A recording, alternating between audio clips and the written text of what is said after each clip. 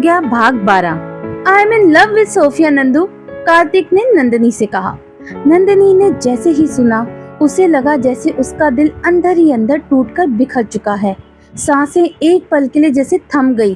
कार्तिक को सोफिया से प्यार है ये जानकर उसका दिल टूट गया। उसकी आंखों में आंसू भर आए। आज वो कार्तिक से अपने प्यार का इजहार करने वाली थी और आज ही आखिर उसी के साथ ये सब क्यों हुआ। उसने कार्तिक की ओर पीठ कर रखी थी। कार्तिक ने आगे कहा, हाँ नंदू ये सच है। ये सब कब हुआ मुझे पता ही नहीं चला। मैंने सोचा नहीं था मैं किसी लड़की के इतना करीब आ जाऊंगा, पर आ गया और इसलिए थैंक यू सो मच। अगर तुम मुझे नहीं बदलती तो मैं कभी प्यार को समझ ही नहीं पाता। सच नंदू, प्यार बहुत खूबसूरत होता है। मैंने कहा था ना, मेरी जिंदगी में एक ऐसी लड़की जरूर आएगी जिससे मुझे भी प्यार हो जाएगा। वो लड़की सोफिया ही है नंदू, शी इज। नंदिनी आंखों में भर आए आंसुओं को रोककर खामोशी से सब सुनती रही। नंदिनी को खामोश देखकर कार्तिक ने कहा, तुम चुप क्यों हो नंदू, कुछ कहोगी नहीं? नंदिनी ने जल्दी से अपनी आंखों के किनारों को साफ किया और होठों पर झूठी मुस्कान लाकर कार्तिक की ओर पलटकर कहा, congratulations Banni, I am so happy for you. तुम्हें तुम्हारा प्यार मिल गया। Thank you Nandu. अच्छा तू कुछ कहने वाली थी मुझसे, बोल क्या बात है? कार्तिक ने कहा। बन्नी उस बात का कोई मतलब नहीं रहा। मैं तुम्हारे लिए खुश हूँ। जाओ जाकर सोफिया से अपने दिल की बात कह दो, कहीं देर ना हो जाए। नंदिनी ने अपने दिल को मजबूत करके कहा, हाँ मैं उसे आज प्रपोज करने वाला हूँ, कार्तिक ने कहा और दूर खड़ी सोफिया की तरफ देखकर मुस्कुरा उठा। नंदिनी के टूटे दिल के किरचे अंदर ही अंदर उसे चुभने लगे। कार्तिक जिसे वो प्यार करने लगी थी उसकी आंखों के सामने अब किसी और का हो जाएगा, ये सोचकर ही नंदिनी का दिल बैठा जा रहा था। कार्तिक के चेहरे की खुशी देखकर नंदिनी ने अपना प्यार भुलाना ही सही समझा। कार्तिक को खोए हुए देखकर नंदिनी ने कहा, बन्नी जाओ सोफिया सामने ही है, कह दो उसे अपने दिल की बात। कार्तिक मुस्कुराया और जाने लगा तो नंदिनी ने कहा, बन्नी? हाँ नंदू, कार्तिक ने पलटकर कहा। ऑल द बेस्ट, नंदिनी ने मुस्कुराकर कहा। थैंक यू नंदू, कहकर कार्तिक वहाँ से सोफिया की तरफ चला गया। सोफिया के सामने जाकर उसने अपने घुटनों पर बैठकर उसे प्रपोज किया। सोफिया तो मारे खुशी की उछल पड़ी। उसने कार्तिक को गले लगा लिया। कार्तिक ने भी उसे अपनी गोद में उठा लिया और घूमने लगा। दोनों के चेहरे से खुशी झलक रही थी। दूर खड़ी नंदू ये नजारा नम आंखों से देख रही थी। तभी किसी ने आकर उसके कंधे पर हाथ रखा। नंदिनी ने पलटकर देखा, पीछे श्रुति खड़ी थी। वो सब क्या हो रहा है नंदिनी? श्रुति ने हैरानी से सोफिया और कार्तिक को देखकर पूछा। कार्तिक सोफिया से प्यार करता है। व्हाट? ये सब कब हुआ? अभी कुछ देर पहले ही उसने मुझे बताया। बट ये तो गलत है यार, कार्तिक ऐसे कैसे कर सकता है? वो सोफिया से प्यार, आई कांट बिलीव दिस। यही सच है श्रुति, कहकर नंदिनी जाने लगती है, लेकिन श्रुति ने उसे रोक लिया। तुम्हें कोई फर्क नहीं पड़ता? श्रुति उसकी आंखों में देखने लगती है। नहीं, और मुझे क्यों फर्क पड़ेगा? लेकिन तू तो कार्तिक से प्यार करती है, फिर उसे किसी और के साथ? किसने कहा मैं कार्तिक से प्यार करती हूँ? मैंने कहा कभी तुमसे या किसी और से? वो सिर्फ मेरा दोस्त है श्रुति और कुछ नहीं। इसलिए बार बार ये प्यार का गीत गाना बंद करो। खुश है ना वो दोनों एक दूसरे के साथ, फिर क्यों बीच में आऊंगी मैं उनके? सोफिया बहुत खुशनसीब है जो उसे कार्तिक जैसा प्यार करने वाला लड़का मिला। श्रुति खामोशी से नंदिनी के चेहरे को देखने लगी। बात करते हुए उस वक्त नंदिनी के चेहरे से जो दर्द झलक रहा था, श्रुति उसे देख सकती थी। उसने कुछ नहीं कहा तो नंदिनी वहाँ से चली गई। श्रुति वहीं खड़े कभी कार्तिक और सोफिया का मुस्कुराता हुआ चेहरा देखती तो कभी नंदिनी का दर्द। वो फैसला नहीं कर पाई यहाँ कौन सही था और कौन नहीं। नंदिनी वॉशरूम में आई और अंदर से दरवाजा बंद करके कमोड पर बैठ गई। उसे कुछ समझ नहीं आ रहा था। दिमाग में बस एक ही सवाल चल रहा था कि उसने अपने प्यार का इजहार करने में देर कर दी या कार्तिक ने जल्दी। आंखों में भरे आंसू बहकर गालों पर आ गए। काफी देर तक नंदिनी वहीं बैठी कार्तिक और अपने रिश्ते के बारे में सोचती रही। घड़ी पर नजर पड़ी तो एहसास हुआ कि क्लास का टाइम हो गया है। नंदिनी उठी, वॉश मशीन के सामने आकर मुंह धोया और शीशे में देखकर मुस्कुराती है। लेकिन आज इस मुस्कुराहट में एक दर्द था, कुछ खो देने का दर्द। वॉशरूम से बाहर निकलकर नंदिनी क्लास की ओर चल दी। क्लास के सामने आकर उसकी नजर सामने बैठे कार्तिक और सोफिया दोनों एक दूसरे का हाथ थामे बैठे थे। सोफिया आज उसकी जगह बैठी थी। ऐसा पहली बार हुआ था कि नंदिनी की जगह आज कोई और लड़की बैठी थी, पर ये सच भी था। नंदिनी दरवाजे के बाहर ही खड़ी थी कि उसके पास से श्रुति ने गुजरते हुए कहा, आज सीट छीनी है, कल तुम्हारे बन्नी को भी तुमसे छीन लेगी। नंदिनी को श्रुति की बात हर्ट हुई, पर उसने कुछ नहीं कहा और किताबों को संभाले क्लास में ना जाकर सीढ़ियों पर जाकर बैठ गई। दिल टूटता है तब दर्द होता है, और वो दर्द तब और ज्यादा बढ़ जाता है जब दिल तोड़ने वाला कोई अपना हो। कार्तिक नंदिनी की फीलिंग से पूरी तरह अनजान था। उसे तो पता भी नहीं था कि नंदिनी उसे चाहने लगी है, और शायद इसीलिए वो नंदिनी के प्यार को देख नहीं पा रहा था। वहीं सोफिया मॉडर्न ख्यालों की लड़की है, जो कि काफी बोल्ड होने के साथ साथ स्टाइलिश भी है। ऐसे में किसी भी लड़के का उस पर दिल आना सामान्य था, लेकिन उसने भी कॉलेज के सबसे होनहार लड़के कार्तिक को चुना। कार्तिक से वो पहले दिन से इम्प्रेस थी, और यही वजह थी कि उसने अपने प्यार के रूप में कार्तिक को चुना। ये सच में सोफिया का प्यार था या फिर उसका अट्रैक्शन, ये तो सिर्फ सोफिया ही जानती थी।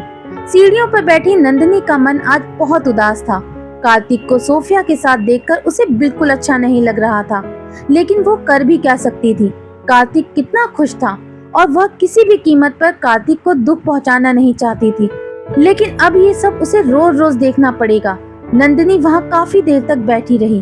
क्लास खत्म होने के बाद कार्तिक आया और नंदिनी के बगल में बैठते हुए कहा, आज तुम क्लास में क्यों नहीं आई? बस ऐसे ही मन नहीं था, नंदिनी ने बिना कार्तिक की तरफ देखते हुए कहा। क्या बात है नंदू, सुबह तो ठीक थी, तो सब अचानक से क्या हो गया? कार्तिक ने चिंता जताते हुए कहा।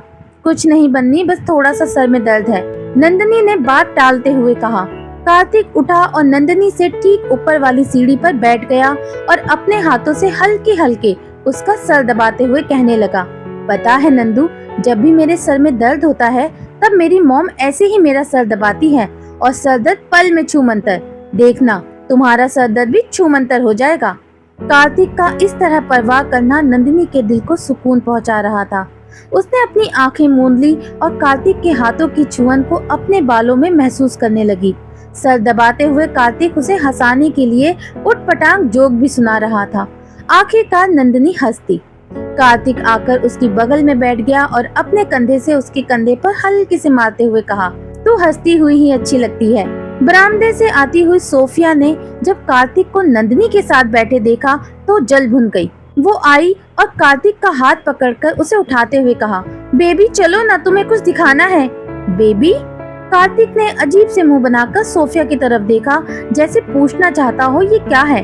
हाँ बेबी, आज से हम रिलेशनशिप में हैं, सो मैंने तुम्हारा निकनेम निकाला है, कैसा है? सोफिया ने चहकते हुए कहा। अच्छा है, लेकिन सोफिया थोड़ा अजीब नहीं लगता सबके सामने ऐसे नाम से बुलाना? कार्तिक ने कहा। पर जब नंदिनी तुम्हें बन्नी कहकर बुला सकती है तो मैं क्यों नहीं? सोफिया ने थोड़ा खींच कर कहा। नंदिनी ने जब सुना तो उसने सोफिया को देखा और फिर वापस सामने देखने लगी। सोफिया का व्यवहार उसे थोड़ा अजीब लगा। कार्तिक ने जब सुना तो उसने प्यार से कहा, अच्छा बाबा, तुम्हें जो अच्छा लगे तुम मुझे बुला सकती हो। सोफिया ने मुस्कुराते हुए कार्तिक के हाथ में हाथ डालकर उसे वहाँ से ले गई। जाते जाते उसने पलटकर नंदिनी की ओर देखा। दोनों की नजरें एक दूसरे से मिली। एक नफरत और चिड़चिड़ाहट का एहसास दोनों को हुआ। नंदिनी वहाँ से उठकर अपनी अगली क्लास के लिए चली गई। क्लास में बैठी वो अपनी किताब में ध्यान लगाने की कोशिश कर रही थी, लेकिन बार बार कार्तिक का ख्याल आ जाने से उसका ध्यान भटक रहा था। हाय नंदिनी, पवन ने उसके सामने पड़ी खाली कुर्सी पर बैठते हुए कहा। हाय, नंदिनी ने पवन को वहाँ देखकर हैरानी से कहा। अरे यार, मैं आज सुबह से तुम्हें ही तो ढूंढ रहा हूँ। पवन ने कहा। मुझे क्यों? तुमने एग्जाम्स के टाइम मुझे जो नोट्स दिए थे ना, सच्ची यार वो मेरे बहुत काम आए और मेरे मार्क्स भी बहुत अच्छे बने, इसलिए तुम्हें थैंक यू बोलना था। इतनी सी बात के लिए थैंक यू की क्या जरूरत है पवन? वी आर क्लासमेट्स, इतना तो चलता है। नंदिनी, सच यार तुम बहुत अच्छी हो, मतलब अहम नाम की चीज जरा सी भी नहीं है तुम में। कितनी आसानी से तुम्हारे पास हर बात का जवाब होता है। Heads of you. क्या पवन, तुम भी इतनी भी तारीफ मत करो वरना हो जाएगा अहम। अरे कॉलेज की टॉपर हो, इतना अहम तो बनता है यार, पर कहीं हमें मत भूल जाना। पवन, तुम भी ना कुछ भी बकते हो। कहती हुई नंदिनी हंस पड़ी। उसका हाथ अनजाने में पवन के हाथ से टकरा गया। पवन को एक खूबसूरत एहसास हुआ, लेकिन नंदिनी इससे अनजान थी। पवन हंसती हुई नंदिनी को प्यार से देखने लगा और फिर कहा, नंदिनी मेरे साथ कॉफी पर चलोगी? कॉफी की बात सुनकर नंदिनी पवन को घूर कर देखने लगी तो पवन ने मासूमियत से कहा, अरे यार नॉर्मल कॉफी के लिए पूछ रहा हूँ, कौन सा डेट पर लेकर जा रहा हूँ तुमको? यकीन ना हो तो कॉफी का बिल तू भर दियो। नंदिनी पवन की इस बचकानी बात पर हंसने लगी और फिर कहा, ठीक है चलूंगी, लेकिन बिल तुम्हें ही भरना पड़ेगा। तुम कहो तो तुम्हारा हर बिल भरने को तैयार हूँ। पवन ने नंदिनी की आंखों में देखते हुए मन ही मन कहा। उसे चुप देखकर नंदिनी ने उसके चेहरे के सामने हाथ हिलाते हुए कहा, क्या हुआ, कहाँ खो गए? कुछ नहीं, तो चलो चले, पवन ने उठते हुए कहा। अभी नहीं पवन, अभी मुझे कुछ काम है, फिर कभी चलते हैं, नंदिनी ने सहज भाव से कहा। ठीक है मैं इंतजार करूंगा, बस तुम भूल मत जाना, पवन ने जाते जाते कहा। पवन के जाते ही श्रुति वहां आई और कहा, ये यहाँ क्या कर रहा था? कुछ नहीं, थैंक्स कहने आया था। थोड़ा संभल कर, इस कॉलेज के लड़कों का कोई भरोसा नहीं है, कब किस पे फिसल जाएं। श्रुति ने कार्तिक को निशाना बनाकर ये बात कही थी, लेकिन नंदिनी ने कोई रिएक्शन नहीं दिया। ऐसी बात नहीं है यार, अच्छा लड़का है। वैसे भी यहाँ मैं सिर्फ चंदन त्यागी और कार्तिक के अलावा किसी और से ज्यादा बात नहीं करती। तू भी न नंदिनी, आजकल बात बात पर सफाई देने लग जाती है। सफाई नहीं दे रही, बता रही हूँ। अच्छा तुम यहाँ कैसे? क्लास नहीं है? नहीं, मेहता सर एक वीक के लिए छुट्टी पर हैं। अच्छा मुझे ये टॉपिक समझ नहीं आ रहा, प्लीज तुम हेल्प कर दोगी? बिल्कुल, ये भी कोई पूछने की बात है भला? नंदिनी सहजता से श्रुति को टॉपिक समझाने लगी।